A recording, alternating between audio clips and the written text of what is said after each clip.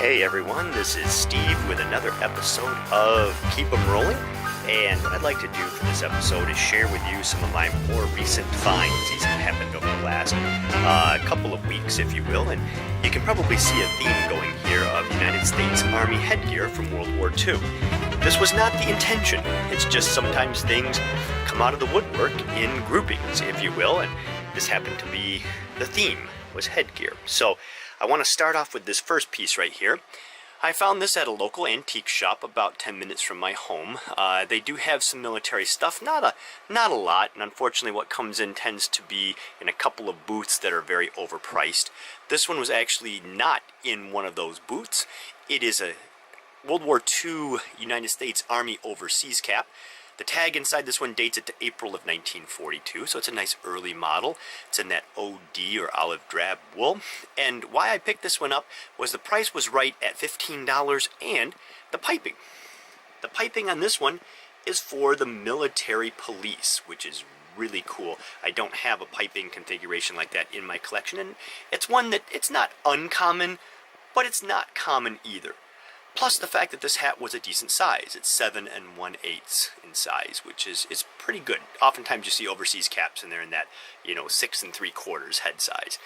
It's ID'd, but it's ID'd with the laundry number. And the laundry number is a stamping that contains usually the first initial of the soldier, the last initial of the soldier, and then the last 4 digits of their Army serial number. Now what's cool is a gentleman has created a database. It's online right now. It's free. Just type in the search of laundry number lookup, World War II, something along that lines. And what you're able to do is plug in those fields, and this will give you all the soldiers with that possible configuration. Now, unfortunately, usually it spits out 30, 40, sometimes 50 different names, so it can make it hard to narrow it down, but I've had some good success with it. So if you have laundry numbers and uniforms or headgear or what have you, try it out. You never know what you're going to learn. Okay, the next item added to the collection was this cap right here. It's your standard United States Army World War II enlisted man's visor cap. This is an early model, and you can tell it's an early model by the color of the visor and the chin strap. You can see that it's a nice black color. These were used just prior to World War II and then into early World War II until the supplies were exhausted, and then they switched over to the brown color, as you see right here. Now, this cap, unfortunately, is not in the greatest condition. These visors, they tend to be very cheaply made, and if they were stored wrong, they have lots of problems. And this one apparently was stored in high heat, and if you look at it, I'm going to kind of see if we can turn it into the light here. If you look at it, you can see that it's got a lot of cracking and crazing to it, a lot of pits. In fact, the chin strap, when I got this, was actually glued. You can see this kind of groove right here. It was actually glued down into that and stuck in that groove. You can even see where it kind of bled up here into, we'll flip that up just a bit there. You can see where it kind of bled into the wool of the cap. Normally, a cap like this, I would simply pass on because of the condition. I found this at an estate sale, but I picked it up because of a couple reasons. Number one, overall it is in good shape. The visor does have its issues, but the wool body is in excellent shape. There's really no mothing or anything like that. It has your standard enlisted man's cap disc on here with the Great Seal. But what was so cool is on the inside of this cap, this particular soldier cut out a picture of him and his wife. Now, his name was Marvin, and his wife's name was Mary, and that's Mary on the left there, and he's actually wearing this cap in the picture, which I thought was really cool. Now, I've owned a lot of visor caps, I've looked at a lot of visor caps, and oftentimes on this underside you might find the information of the soldier, you might find a saying. I have one cap that says, it's not your hat, put it back, and so forth and so on. But I've never seen one where the soldier actually put a picture of him and his wife. So that was one reason why I bought this cap. The second reason was because it came with a lot of other things. It came with, he was stationed at the Las Vegas Army Airfield, so I was able to get kind of his, the yearbook, if you will, for the field. There were pictures. Here's another picture of him and his wife, Mary. And then it came with the certificate as well. And you can see the certificate is just in horrible shape. Lots of water damage. There was some molding going on with it. It took a lot to clean it up and kind of bring it back to presentable condition. Actually, everything when I got it was pretty dirty, unfortunately. But what was so cool is this certificate right here shows that he is certified to operate a high-altitude chamber. And I talked with his, I believe his niece and nephew were the ones running the sale, and they stated that Marvin, one of his jobs at the Las Vegas Army Airfield was to work with bomber crews, and they would go into this high-altitude chamber, and the chamber would allow the crews to simulate what it was like to be at high altitude, and they would wear their oxygen masks, and then they would take the oxygen masks off to see what it was like to go through oxygen deprivation. So it was part of their training. Now the problem was that the crews would go up maybe once or twice doing this, according to the family. However, Marvin here, he would go up every single time. Now he wouldn't necessarily take his oxygen mask off every time, but the stress on this, they feel, caused problems later in his life. When he got older, he suffered a series of debilitating strokes, which, he felt was attributed to what he did during World War II, operating the high-altitude chamber. And what I found interesting with this is that it shows you that just because you were stateside did not mean that you were out of danger during World War II. The men stateside, they put their lives at risk just like the men overseas did in many cases. Now, what was really nice is when I saw this, I talked to the family, and when the family found out I was interested, they basically felt that it wasn't worth really a whole lot because of the condition, and they were simply going to toss it. And so when they found out that I was interested, they let me take it away for free, which was really, really cool. This also goes to show why it's important, if you're at an estate sale and you're talking to people, tell them why you collect. Tell them that you have a passion for this, and sometimes things like this happen. Sometimes they pull things out because, oh, we didn't think anybody would be interested. So just kind of another side tip there. Okay, the next hat I want to share with you, I got this several weeks ago, and this one here is just your standard United States Army World War II enlisted visor. This is the typical visor with the brown leather chin strap and the brown visor on it. It does have, once again, the enlisted disc here with the Great Seal. And this cap was rather interesting. I found this at a flea market, and the lady had this with a couple of uniforms, and the uniforms were definitely Korean War uniforms, nothing special, and she was selling everything together as a group. And she said it was all identified. So I began to look, and inside the cap, if we flip this over here, you'll see that it has the gentleman's name. Carl W. Schlarb, S-C-H-L-A-R-B. And it kind of gives you where he was at. I love finding caps identified like this. I can't tell you how many caps. I mean, it seems like, for every 10 visor caps you come across, maybe 1 or 2 will be identified. And that's pushing it. So every time I find one identified, it's one that piques my interest. So, well, the name in the cap was not the same name in the uniform. So what I guessed is she said she found everything together at an estate sale, and my guess it was, maybe a father and a son, or uncles, or something like that. I mean, the name was completely different, though. It wasn't like it was, Schlarb Jr. or anything like that. Completely different name.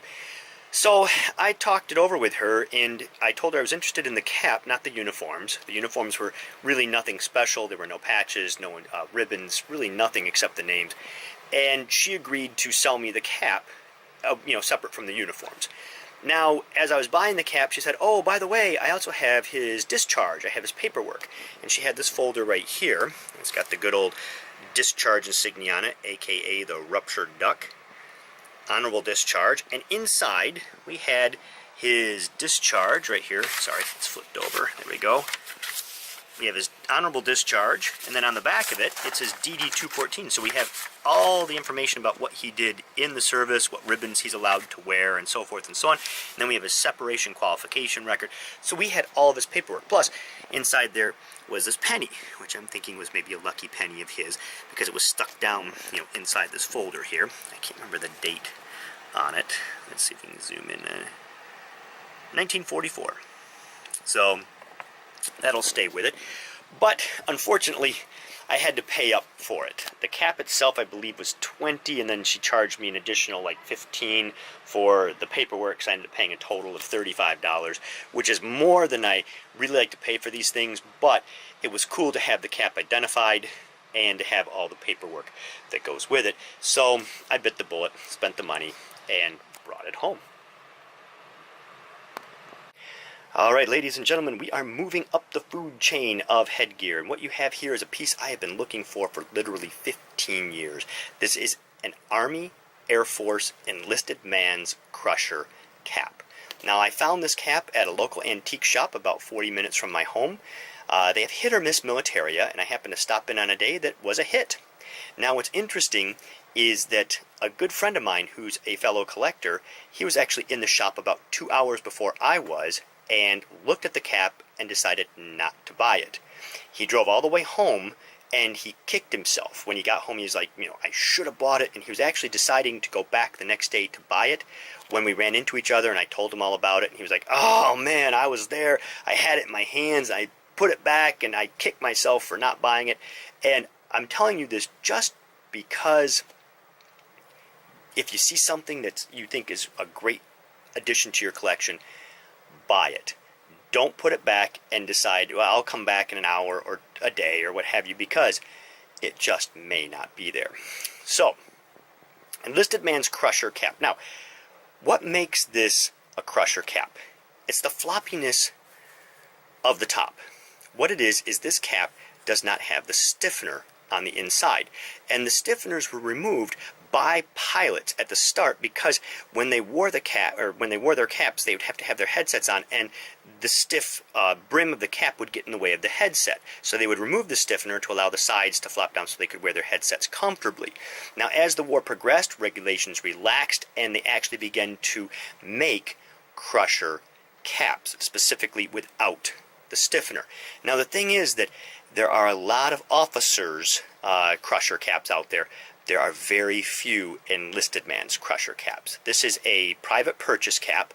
Now, let's go over a little bit about how I know it's a true crusher. This is your standard enlisted man's cap that we just talked about. Now, could someone take the stiffener out of this and make it a crusher? They could. The problem is it just wouldn't look right. This one has been sewn with that stiffener out, so it just has an entirely different look about it. So that's number one. Now, number two, if you look at this cap, let me bring it up to the light here. Look at the quality of this cap. The enlisted visor caps that were just your standard issue were very cheaply made. You can look at the wool on this. It's almost like a blanket wool. If you look at the visor, it's a very cheap leather. The chin strap, very cheap. You can see it's already cracking. It's flaking off. It's just not very high quality. These were meant almost to be disposable. Get the guy through a couple years, the war's not going to last forever, and then who cares about it after that? This cap, on the other hand, let's look at the material on this one here. This cap, look at that. It's almost an officer quality material. The color's a little deeper, a little richer, and then if you look at the leather on this, look at the quality and the cut of that leather. Just beautiful. Now, let's look at the interior of the standard enlisted man's cap. It's a very thin, almost silk lining on the interior. This little tiny sweat shield / information pocket here, and then it's got just kind of a cheap sweatband around it. And then let's go back to this cap here. Look at this. It's a silk lining, and it's got a full-size sweat shield. And oftentimes when you see these caps, the sweat shields do this deterioration. It's just the manufacturing process and the age. They tend to just darken up like this. Nothing wrong with it. But you can see the difference. Another thing is there's a maker in this cap. Let's see, it's right here. Flip it over a bit there. This cap is the Fly Waiter by Lewis. I love that name, Fly Waiter. And Lewis was a manufacturer of crusher caps during the time period. Now, another thing is the visor. When you look at this cap here, the visor, it's stiff, it's rigid, there is no flexibility. Okay, if I were to fold this in half, it would simply destroy the hat. Now we come up to this visor here, and watch this. Look at that flexibility of that visor. Now, some would argue that this is not a true crusher because the cut of this visor is thicker, but I disagree. And there's a lot of argument about that right now, so I'm not going to go down that road. Now, how to tell that this is an enlisted man's versus an officer's? If you look at an officer's cap, it oftentimes has that kind of webbing there. This one, as you can see, nothing. A true enlisted man's visor cap. Scarce as hen's teeth. And the interesting thing, price was $30, and when I took it up to purchase it, he gave me a discount. He knocked off 20%, and I think I walked out, it was like somewhere in the neighborhood of $25, $26 with tax. So just tickled pink to add this to my collection. Now, before we move on, I want to talk a little bit about cap etiquette. Okay, if you are going to buy caps like this and you're at a military show, always ask before you pick up the cap. Very important, because you don't know the condition of it. It could be very fragile. There could be something wrong with it. So I always ask. And by asking, it shows the dealer that you are respectful of his merchandise. And that helps out a lot. It started a lot of really great conversations with dealers when I simply ask, may I look at it? And thank you. Please and thank you go a long way as well. Believe me, having sold some stuff at a show, I can't tell you how rude some people are that come up to your table. And you know what? It makes me not want to work with them. But if someone's very polite, man, I will knock things off. I'll have a great conversation and so forth and so on. Now, another thing is, if you're going to handle a cap, I recommend not grabbing it by the visor, because this is the weakest spot on the cap. Sometimes the stitching inside begins to dry rot, and by picking it up by the visor, you put all the weight. It's not evenly distributed, and you can cause tears and so forth. So I will always pick up the cap kind of by the front, such as this, and that way I'm supporting it. And then if I'm looking at the underside, you can see I'm supporting the cap in my hand. I'm not going to drop it. I'm not going to accidentally, rip something because I'm holding it by the visor and so forth and so on. So we'll put this back on. Another thing is, if you're looking for a crusher cap, please do not flex the visor. The only reason I flexed the visor was to show you how flexible it is. Do not do that at a show, okay?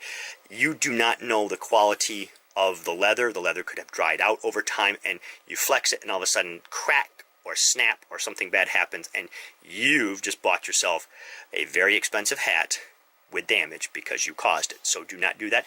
And finally, if you are going to try it on, ask to try it on. Now, why would you want to try it on? I try on each of my caps because I know my hat size. And by trying on the hat, it can tell me immediately, if it's large, small, etc. Larger hats command more money. Larger hats are easier to display on glass heads like this because these heads are made for today's size people, and you'll find a lot of caps from World War II that are very, very tiny. So that's just a few tips and techniques if you are going to handle caps like this. Now, let's move on to the final cap. Here we go, ladies and gentlemen. Can I hear some oohs and ahs? Ooh, ah! This right here is such a fantastic cap, and I'm so excited to be able to add this to my collection. I mean, I was excited with this one, but I'm even more excited with this one. So once again, ooh, ah! Now, why am I excited with this cap? This is a true private purchase crusher cap, with a twist, if you will. Now, I found this rare cap at the Show of Shows in Louisville, Kentucky, which took place a couple of weeks ago. For those of you who live within driving distance, and by driving distance I mean 48 hours of the Show of Shows, I recommend that you go at least once in your life. The Show of Shows is held in the Fair and Expo Center in Louisville, Kentucky, usually held near the end of February, start of March. It goes for 4 days, Thursday, Friday, Saturday, and Sunday. It's sponsored by the Ohio Valley Military Collectors Society, or the OVMS for short. You can look them up right online. Now, if you become a member of the OVMS, you are allowed to go into the show on Thursday and on Sunday. Thursday and Sunday are reserved only for members of the OVMS and the vendors. If you don't want to join, you may go on Friday and Saturday. Now, the cost to join the OVMS, $35 initially at the time of this video, and every year after it's $30. What does that get you? Get you a really cool badge, and it gets you into the shows that they sponsor for free. So if you go to, let's say, 3 of their shows throughout the year, you've paid for your badge. As it is, I look at the fact that my badge cost me $30 for this year because I've been a member for a couple of years. I got into the show for free. That's $10, so my membership cost me $20 and I get a cool magazine. Plus, going in on Thursday, you get to see everything first. It's quiet. You get to interact with the vendors. It's just a delightful day. Now, why go to this show? This show is probably the biggest show in the country. Literally 1,600, and you heard me right, 1,600 tables of militaria. We got to the show. I could only go on Thursday. I got there at 12:30 when they opened. They closed at 5, and in 4.5 hours, I barely walked the entire show. I didn't have a chance to look through Riker mount cases. I didn't have a chance to look under tables. I was just kind of walking up and down, scanning for things that looked cool for me. Now, the problem with this show, if there is a problem, is that it's not a flea market. So don't go there expecting to find a rare M1 helmet for $20 or a cartridge belt for $15, etc., etc. You are going to pay up for the items. Now, the quality is incredible, but I will say this, the dealers that I bought from were willing to deal, and their prices were more than fair. They just weren't the flea market fare, if you know what I mean. Now, this was one of the purchases right here. This is a true private purchase crusher, and if we take it off here, you'll be able to look under the underside here. It's got this full sweat shield, and the purchase was from, set it down, I don't want to do any damage to it, Neiman Marcus, man shop in Dallas. The cap is identified. You see his name right here, and we'll get to that in just a second. But what makes this cap so cool is you will see a lot of these crushers out there. Now, if you look, material is incredible. It's the officer style, great high-quality leather. And to make this a true crusher, you know, this one here, you can see it's a little thicker on this one. This one right here, I mean, it is so soft and supple. I mean, look at that. It's like butter in your hands. It's just amazing. Now, why this is special is because of this right here. This is not your standard United States Army officer's insignia. This is the insignia for the Public Health Service. Okay? So this gentleman was in the Public Health Service. But why did he have a crusher? Good question. Let's go to his name. I'm going to flip it down here and zoom in. His name, I love the name, Lieutenant Colonel Osrat Woods, Public Health Service 4155, and he was part of the U.S. Strategic Bombing Survey. This gentleman was part of a group that compiled all of the records of our bombing in Europe while we were bombing in Europe. And basically they were looking at how things worked, how things didn't work, or I should say what things worked, what things didn't work, how we could make it more effective, how we could lessen maybe civilian casualties but still destroy the enemy, so forth and so on. He would later go on to look at the Japanese bombings as well, so Europe and then the South Pacific. So he was helping to compile all of this information, so he was working with the Air Force, hence the crusher. So, just a fantastic cap. Now, I will say this. This cap, well, another thing, it's huge. This cap is so big that I put it on, it nearly drops down over my ears. So, he was must have been a very large gentleman, or at least a large head. Now, unfortunately, this was not a steal. This cap, a steal. This cap, not a steal. Steal, not a steal. This one I had to pay up for. I'll just say this. It was more than 50. It was more than 100. It was more than 150. But I felt it was worth it. And I know some of you may be going, 150? Over 150 for a hat? Are you crazy? But what makes this hat so cool is I love to collect crushers. You see the standard United States Army officer crushers all the time. Rarely do you find a variant such as this right here. And that's what makes this cap so fantastically cool. So, this concludes our episode on some of my recent finds. Hopefully you find some of the tips I gave you worthwhile. Hopefully you will attend the Show of Shows next year. I highly recommend it. If you have questions about it, please leave a comment and I'll get back with you. It is an amazing show. If some of you go to the show and you want to meet up next year, I would love to meet you at the Show of Shows and talk in person and so forth and so on about collecting. It is truly an amazing time, and it has been a fun last couple of weeks in the world of collecting. So, thank you everybody for watching. Oh, you know what? And if you've made it this far, I'm going to throw something out at all of you. I am at, I believe, 46 members. I know that's not a whole lot when you look at some of the other YouTubers who have 2.5 million and so forth and so on, but 46 is pretty good for me. I've been doing this now a little under the year, a little under a year, and I've decided that when I hit 50, like John Boy did a while ago, I am not hit 50, but when he hit his number, he had a giveaway, and when I hit 50, I'm going to do a giveaway. So, I will let you guys know when we hit that mark with a video, and I'll let you know exactly what you need to do to be part of that, and so forth and so on. But just keep that in mind. Tell your friends. If you're watching this and you haven't subscribed, please do so, because as soon as we hit that 50 mark, we'll do a fun giveaway. I will find something cool to make part of that. So, on that note, this is Steve reminding all of you, keep collecting and keep them rolling.